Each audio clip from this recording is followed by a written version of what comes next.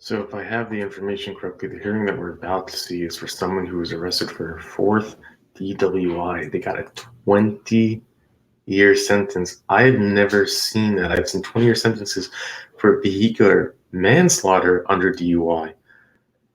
So let's read this. A 40-year-old man was sentenced to 20 years last week, and this was on October 18, 2018. He was handed down a 20-year sentence October 9th with credit time served. He was originally arrested at 5 a.m. on November 17th.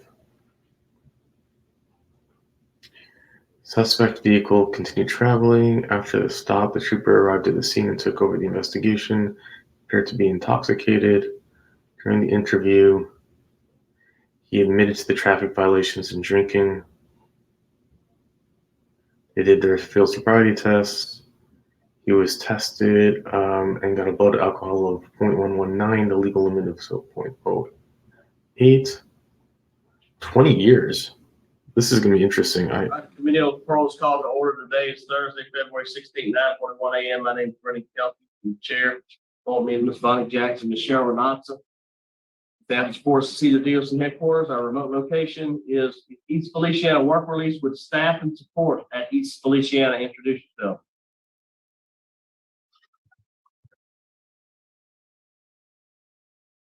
Captain Williams. Captain Clark Williams. All right.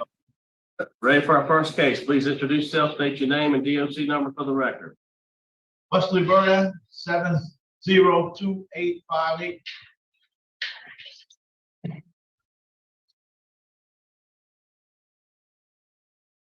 All right, Wesley, you heard the introductions. We're here for a parole interview. We'll ask some questions. You can respond at the end. You can make a statement. We'll take a vote. Do you understand the process? Yes, sir. All right, Wesley Verdin, DOC number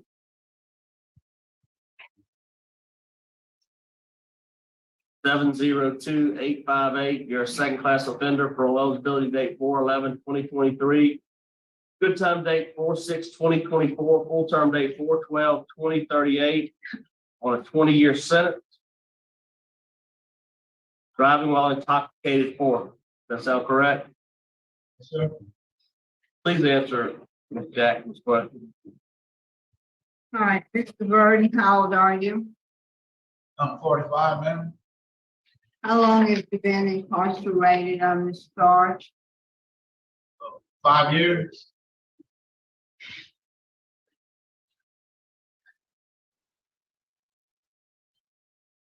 All right, Mr. Verdin, how many times have you been arrested for driving while intoxicated?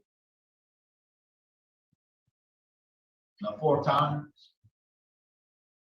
And you have a prior conviction for third offense driving while intoxicated from 2015? Yes, ma'am. And when you were incarcerated in 2015, you completed risk management phases 1 and 2. Is that correct? Yes, ma'am.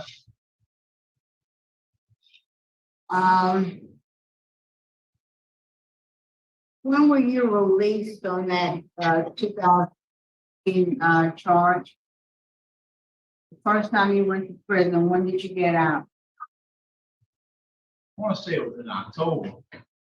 I was released early because of the classes. What year? Of what year? Of 2015. You got out in 2015. And did this DWI in 2017, is that correct?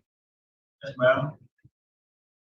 So what did you do while you were out to try to maintain your sobriety? I stayed home more and started working a little more, but I got working out of town and fell into the wrong place at the wrong time. And so, but my incarceration this time was a little longer, so I'm starting to understand my mistakes. My first incarceration was a little longer. Yeah. Stop talking. Let me ask you this. Do you think, your sobriety is just dependent on staying at home and working? No, So ma'am. that didn't work, last time you were, convicted of felony DWI. No, ma'am, it was a mental state, and being serving this much time, I think I got my mental state right. I'm in a Again, better place. do you think the key to sobriety is that you've been in prison a little longer this time?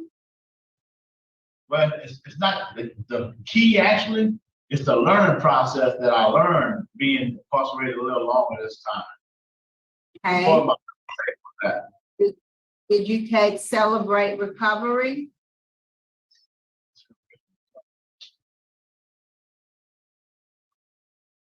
I got partial credit, but I was started it, then I got transferred to, and they didn't have the class at this facility.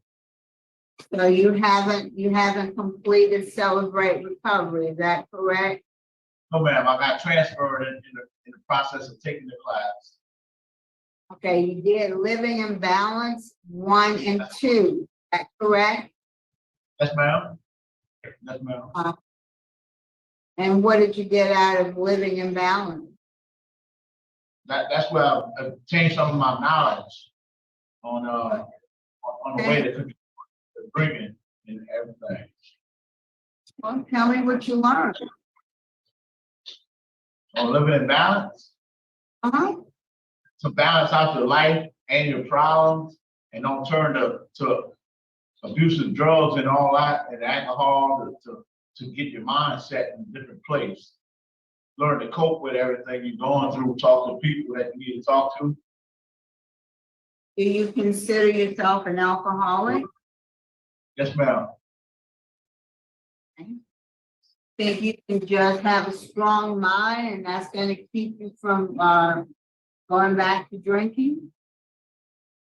I feel that a strong mind will help you and a good support system on people to talk to. Okay, what was that support system involved? So family and friends. Okay. Anything else? And learning your triggers, what'll trigger you to go drink. And what are your triggers? My trigger was actually relationships with certain women. How was that different? Excuse me, I didn't hear that last. How was relationships a trigger for you? Oh, bad breakups and just cheating, feeling like I wasn't worth enough and for that right woman, but really she was the bad seed in the life. So what if you get in another bad relationship? If people tend to keep choosing the same kind of people over and over again, so what happens if you get in another bad relationship? That's why I got my mind set right, and I'm decided that I see where my mistakes were with choosing women, and I think I can do better on choosing them. Do you think that'll solve your drinking problem? When I saw my drinking problem, it's the way. Well, I mean, see like this. The drinking was, I guess, me to get out of what I was going through. I guess with any drug or alcohol, the same thing is you use it to get away from your problems.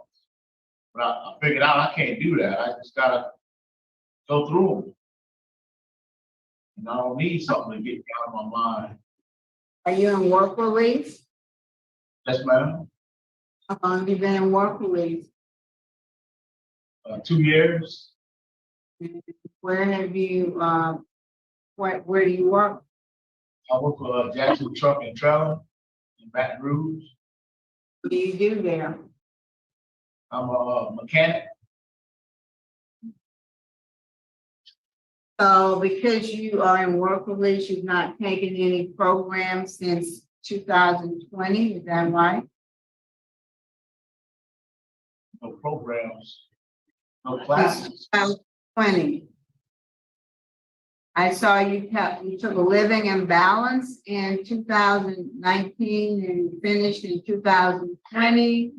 You took Paige Ray and Malachi Dance and the victim accountability letter. All of those have been since 2019 and 2020, but you've not taken any more programs since 2020. Is that right? Yes, ma'am, that's what I came to work release. Right, and so you thought it was more important to be in work release than to work on your substance abuse issue?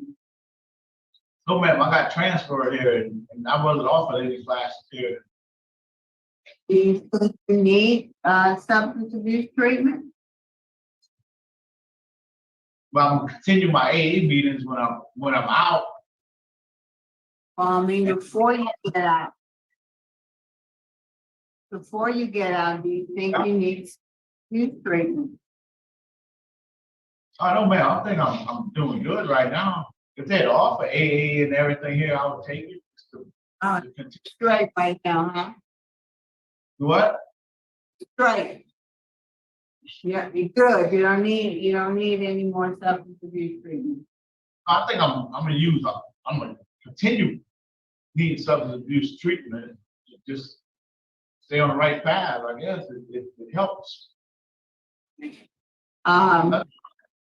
That's all I have, Mr. Jones. You have any input for staff there? You got any input for us on this? Mr. West? Yeah, so he worked at Jackson Trucking in Baton Rouge, Louisiana. He works 7 days a week. Not one time since he come here, he ever had alcohol on him or drugs. He never failed a drug test since he been here. He never been rolled up since. Don't have to wake him up to go to work. You know, he gets up. Matter of fact, he worked the other guys up. So, but I'm thinking about he's down there without us. That he have every opportunity to part of Baton Rouge where he at, right on the corner of Choctaw Tone Drive. So, like I say, he never failed a drug test. We do sobriety tests here. They have one of those machines that they blow in. We have to do so many every month. He's never, since he's been here, he's never been a problem, never been disrespectful. On my behalf, I think he's ready for society, but it's not my call. Because I've been doing this over 20 years, and I'd say I didn't even know his charge till today. And like I said, when you look at some people's charges, you know where they work, so they're gonna make him a target to you, thinking that he's out there drinking. You never have to look for him. You know, and I say, you know, he's been a model inmate to me. All right, thank you, sir. Thank you. All right, would you like to make a final statement, Mr. Verdin? I just like to say I'm ready to go back out there and get my life back together. I lost everything for the hurricane, for my house and everything. I'm gonna move back with my mom when I get out, help her rebuild my house. A couple other things. I got a lot going on out there in the world. I appreciate it. All right, thank you, panel. Fair to vote, Ms. Jackson. Mr. Verdin, I'm glad to see that you are making some progress, that you're doing well and work release. But for me personally, I just don't feel like you're ready. I don't think you really understand the nature of alcoholism and being an alcoholic. You know, this is your second time serving a DOC sentence, driving while intoxicated. And you didn't learn anything the first time, or your first incarceration didn't have an impact on you. And I just don't see that you've taken the kind of programs that you need to take. You put your emphasis in the wrong place. You put your emphasis in being in work release, but not in getting yourself in a situation where you're not gonna come back. Now, DWI is always so scary because at any time somebody can get behind the wheel of the car impaired and somebody else will lose their life. Now, I would have liked to have seen you put in a little bit more effort for coming to college with the drinking. When we talked about the plan for sobriety, and basically be with them, working, and if I need to go to AA meetings, not really have an understanding that for the rest of your life, you're gonna have to be on guard, regardless of what your relationship situations are, and can avoid stressful situations and you just aren't ready yet. So my vote today is to deny. Mr. Knotson? Mr. Wesley, I do agree with Mr. Jackson. My vote today is to deny based on your history of the DWIs. I believe too that you do lack of understanding about your addiction.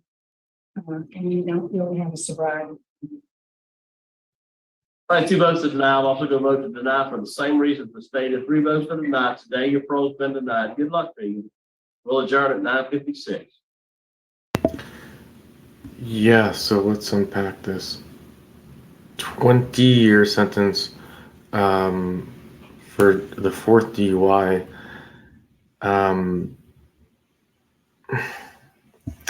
And he didn't kill anyone, which is something we've never seen before. We've seen people show up here with 10, 12, 13 DUIs before they finally killed someone, and then they got a 20-year sentence. If I had to guess, it's like he's not well spoken. He didn't get an attorney, would be my guess. And the judge threw the book at him. And I'm not against that. I'm not against it. I mean, it must have been terrifying and shocking, but the reason I'm not against it is because the judge is probably seeing people who keep drinking until they kill someone, and it's the best thing for everyone to lock him up. Plus, the idea that he can get parole after 5 years is, makes it more fair. It's not like a totally devastating sentence in that sense. But here's where I have the problem. You're punishing a man who's successfully doing work release, working 7 days a week, working over. I've never seen someone speak in that sense, like in terms of the guard, the sergeant, or who he was on behalf of him. It was kind of interesting, actually. He starts talking about how many years he's been doing it and how he thinks he's ready for society. And like, we don't care what you think. He's not a warden. But the problem is not with him. The problem's with the system. Why do you not offer substance abuse programs when there's work release? That makes no sense. It makes no sense. And we've seen this over and over and over, where they're like, where they put someone in a situation, they're like, well, do you want to leave your job and go do programs? And the person's just like, well, I'm really good here. I'm in a good place. The guy's working 7 days a week. No one's getting him out of bed. This is good for him. He's contributing. He's making money. He's putting it away, I hope. These are all things that he's like proving to himself that he can be successful, get out and get a job as a mechanic, maybe even work at the same place. But then you're going to hold him. You're going to say it's his fault for not taking substance. So offer substance abuse. Offer AA. Why couldn't he be going to AA 7 days a week? I bet you if he offered it, he would be going. I don't know. I assume he would. So don't make it one or the other. All you have to do is offer it. Wouldn't that be better? Wouldn't that be a better system? But no, you want to keep these hearings private so that we don't know about these things. So you can continue doing your broken system. So all of us can have our head in the sand. And you'll do this for another 20, 30 years until who knows who all of a sudden has a light bulb moment and says, wait a minute, why don't we offer AA and work release together? Wow, I didn't think that could be something possible, but wow. No. Yeah. Okay, anyways. Slow progress. We'll get there. That'll let you go.